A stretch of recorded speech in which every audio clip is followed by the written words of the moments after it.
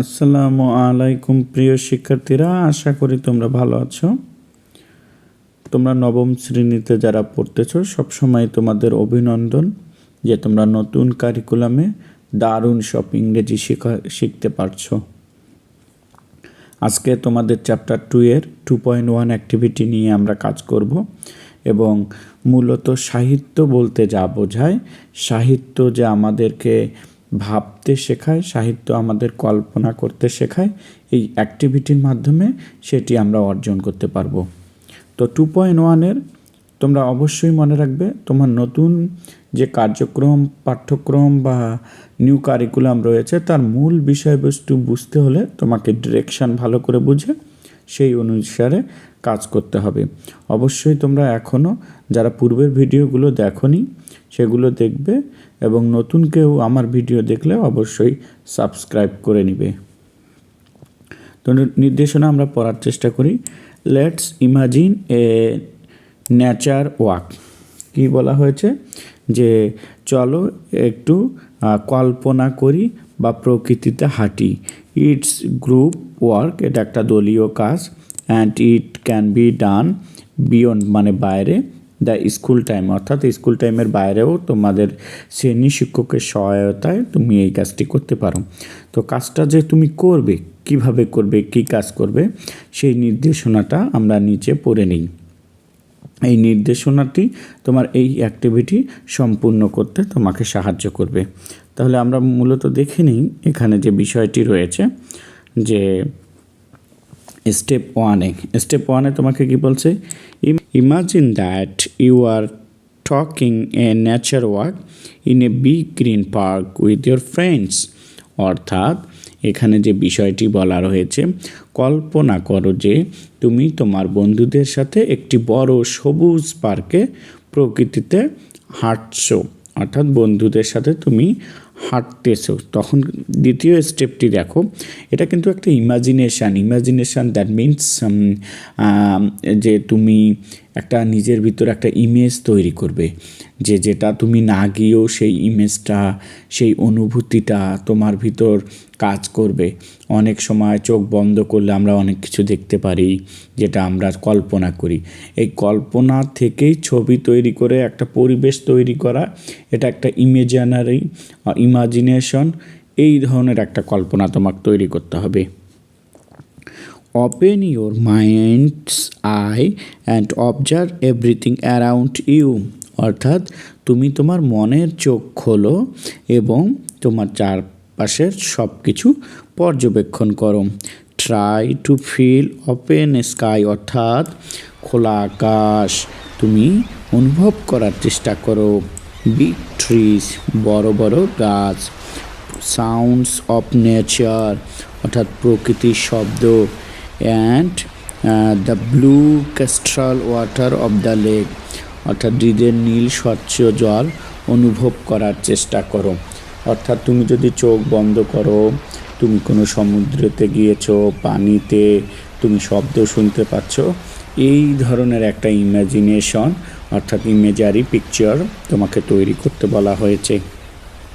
3 number step দেখো, নাও open your eyes, এবং তোমার চোখ খোলো। And write down your feelings, এবং তুমি যেটা একটু আগে কল্পনা করলে সেটি লেখো। And experience that you having gained during the nature work, অর্থাৎ তোমার চোখ খোলো এবং তোমার অনুভূতিগুলো এবং প্রকৃতিতে হাঁটার সময় তুমি যে অভিজ্ঞতা অর্জন করেছো এই অভিজ্ঞতাটা লেখো। অর্থাৎ একটু আগে তুমি যেটা কল্পনা করলে সেটা তোমাকে লিখতে বলছে। তো সেটা কীরকম হতে পারে চলো আমি একটু তোমাকে লিখে দেখিয়ে দিই। দেখো কীরকম হতে পারে, অর্থাৎ তুমি যে এই চোখ বন্ধ করে যে ইমাজিনেশন তৈরি করেছো তার উত্তরটা তুমি কি লিখবে। তাহলে এভাবে লিখতে পারো, step 3 answers. During the nature walk, প্রকৃতিতে হাঁটার সময়, I have felt that I am walking in the Eden মানে কি স্বর্গ, অর্থাৎ তুমি স্বর্গে হাঁটতেছো। তোমার ইমাজিনেশন এরকম হয়েছে। ইট সিমস মানে বোধ হওয়া, two me that nature is the healing পাওয়ার, অর্থাৎ স্বর্গীয় একটা শক্তি রয়েছে। Which can heal the wind of mind, যেটা আমার ভিতরে একটা কি যে হৃদয়ের ক্ষরণ যেটা কি সেটা সুখ দিয়েছে। আই হ্যাভ ফেল দ্যাট, আমি অনুভব করেছি যে nature can give us tranquility, nature আমাকে অপরিসীম আনন্দ দেয়। এই অ্যান্সারটা তুমি স্টেপ 3 জন্য সুন্দর করে লিখতে পারো। এবার আমরা স্টেপ 4 অংশটুকু দেখি। এবার স্টেপ 4 যেটা রয়েছে, is group will sit down in a circle and discuss the notes they took by the observing the nature, অর্থাৎ প্রতিটি দল বৃত্ত আকারে বসবে এবং প্রকৃতি পর্যবেক্ষণ করে তাদের নেওয়া নোট নিয়ে আলোচনা করবে। দেন তারপর they prepare the first draft of the composition on their experience, তারপর তারা সেই প্রকৃতিতে হাঁটার যে অভিজ্ঞতা অর্জন করলো তার উপর একটি তারা প্রাথমিক রচনা খসড়া লিখবে। এবং কি বলা হয়েছে, you can further discuss the following questions before your starting writing, অর্থাৎ তুমি লেখা শুরু করার আগে নিম্নলিখিত প্রশ্নগুলো নিয়ে আলোচনা করতে পারো।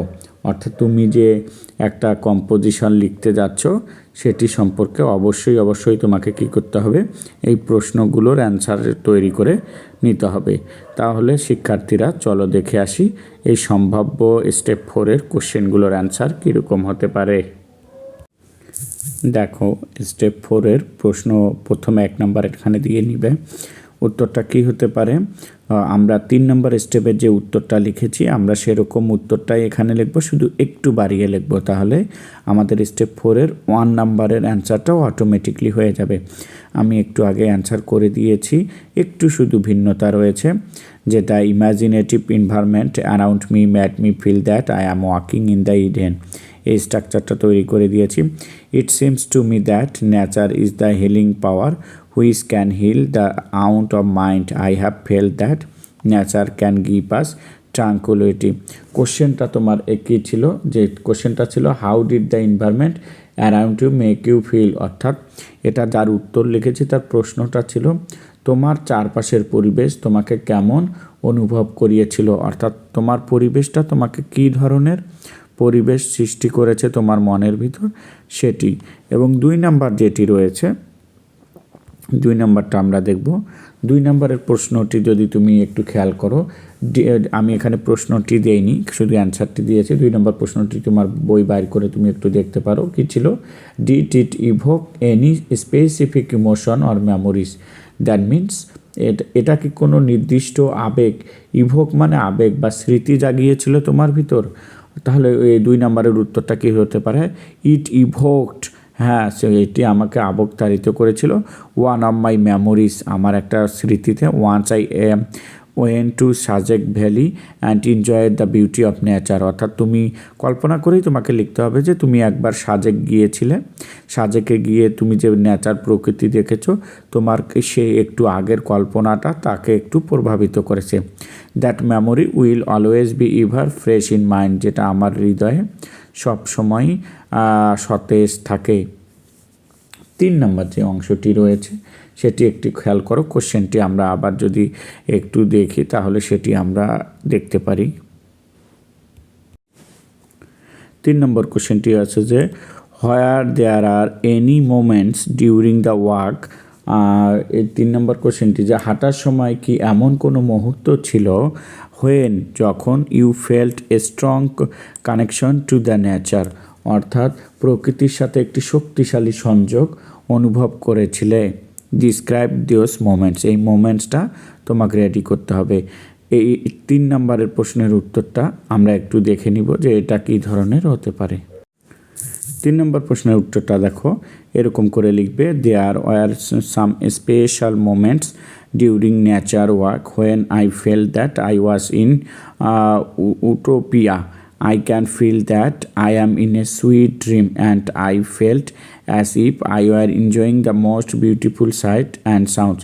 উটোপিয়া একটা হলো তোমার জলপ্রপাত বা তোমার সৈকতের মতো, যেখানে তুমি আসলে ওই যে জল পড়ার শব্দ এবং তোমার যে পানির জল যে উপর থেকে বা পানি উপর থেকে পড়লে বা সমুদ্রের মধ্যে বয়ে গেলে যে একটা মিষ্টি সাউন্ড হয়, সেই সাউন্ডটা তুমি অনুভব করতে পেরেছিলে।